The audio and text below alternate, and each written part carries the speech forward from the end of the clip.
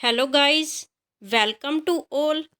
आज हम डिस्कस करेंगे difference between combinational and sequential circuit.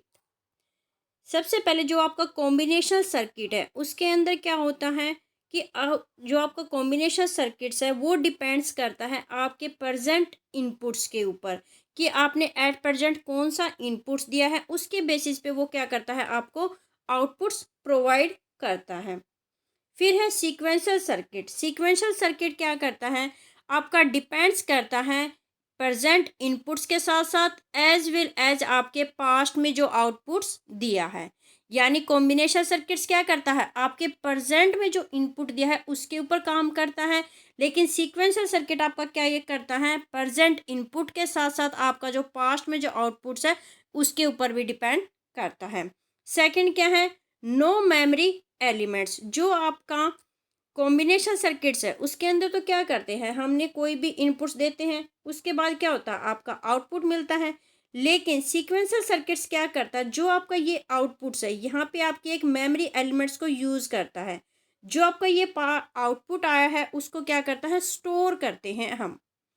तो यहाँ पे क्या होती है, आपकी कोई मेमोरी एलिमेंट्स की ज़रूरत नहीं होती। क्यों? क्योंकि आप क्या करते हो, प्रेजेंट इनपुट यूज़ करते हो, उसके बेसिस पे आप आउटपुट दे देते हो।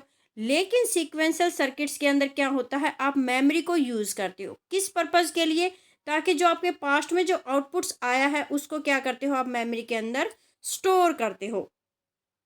थर्ड क्या है, इजी टू डिज़ाइन है। जो आपका सर्किट है वो क्या है, इजी टू डिज़ाइन है। यहाँ पे क्या है, आपकी कोई मेमोरी एलिमेंट्स का हम यूज़ नहीं करते। आपका ये क्या है, डिफ़िकल्ट टू डिज़ाइन है। सीक्वेंशियल सर्किट क्या है, आपके डिफ़िकल्ट टू डिज़ाइन है as compare to combinational circuit से। अब स्पीड क्या है आपकी, जो कॉम्बिनेशन सर्किट है इनकी क्या है, स्पीड क्या होती है, फास्ट। फास्ट क्यों होती है? क्योंकि ये आपका डिपेंड्स करता है प्रेजेंट इनपुट पे। आपने जो इनपुट दिया उसके बेसिस पे क्या करता है, आपको आउटपुट्स प्रोवाइड करता है। ये आपका क्या होता है, स्लो। किस कारण से स्लो होता है? क्योंकि पहले जो आपने इनपुट्स दी उसके बाद आपका कोई आउटपुट आया, उस आउटपुट को भी फिर वो क्या करता है, स्टोर करता है मेमोरी के अंदर। फिर उस मेमोरी के अंदर जो आपने आउटपुट स्टोर किया है उसको हम यूज़ करते हैं एज ए इनपुट्स के लिए। फिर क्या है, जो आपके कॉम्बिनेशन सर्किट्स है यहाँ पे क्या है, आपको हार्डवेयर की रिक्वायरमेंट्स ज़्यादा होती है। जब आपकी हार्डवेयर की रिक्वायरमेंट्स यहाँ पे होती हैं तो यहाँ पे क्या होती है, इसकी कॉस्ट भी ज़्यादा होती है। यहाँ पे आपके हार्डवेयर की रिक्वायरमेंट्स नहीं होती तो आपकी क्या होती है, कॉस्ट भी कम होती है। फिर क्या है, लॉजिकल जो आपके डिज़ाइनिंग प्रोसीजर है कि आप कोई भी कॉम्बिनेशनल जो सर्किट है उसको कैसे डिज़ाइन करोगे। डिज़ाइन करने के लिए आपको कौन कौन से स्टेप्स फॉलो करने होते हैं। तो सबसे पहले क्या है, आपका state the problem in the word. सबसे पहले क्या है, आपको प्रॉब्लम्स को आइडेंटिफाई करना है कि आपकी प्रॉब्लम्स कौन सी है। सेकंड क्या है, find out the numbers of inputs and output variables. की आप 3 इनपुट्स को यूज़ कर रहे हो, 2 इनपुट्स को यूज़ कर रहे हो, आपके जो आउटपुट आया है वो कौन से वेरिएबल्स आप यूज़ कर रहे हो। फिर क्या है, आपको कुछ लेटर या सिंबल्स असाइन करना है। यानी जैसे हम लेते हैं ना ए बी सी, यहाँ पे हम ले लेते हैं वाई या जेड। यानी यहाँ पे क्या कह रहा है कि जो आप इनपुट्स को और आउटपुट्स के जो वेरिएबल हैं उसको लेटर या सिंबल असाइन कर दो। फोर्थ में क्या कहता है, आपको ट्रुथ टेबल बनानी है। ट्रुथ टेबल हम बनाते हैं जैसे बेसिक्स गेट्स के अंदर।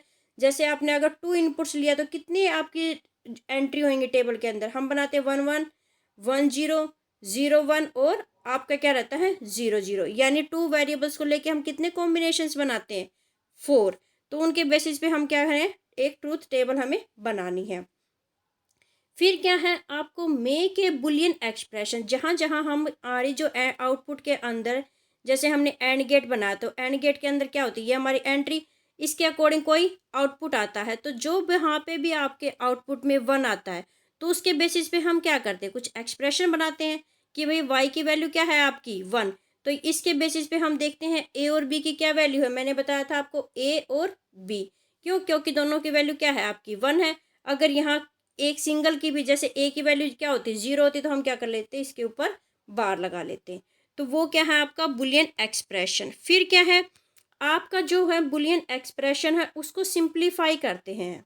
किसकी हेल्प से? के मैप की हेल्प से। कि जैसे आपका एक्सप्रेशन बहुत लंबा आया है तो उसको हम क्या करते हैं, मिनिमाइज करते हैं ताकि क्या है हमारे नंबर्स ऑफ गेट्स क्या है कम लगे। उसके बाद क्या है आपको सिंप्लीफाई करना है कोई भी एक्सप्रेशंस है जो भी आपके आउटपुट के रिस्पेक्ट में। फिर क्या है उनके बेसिस पे आपको कोई भी लॉजिक सर्किट डिज़ाइन करना है।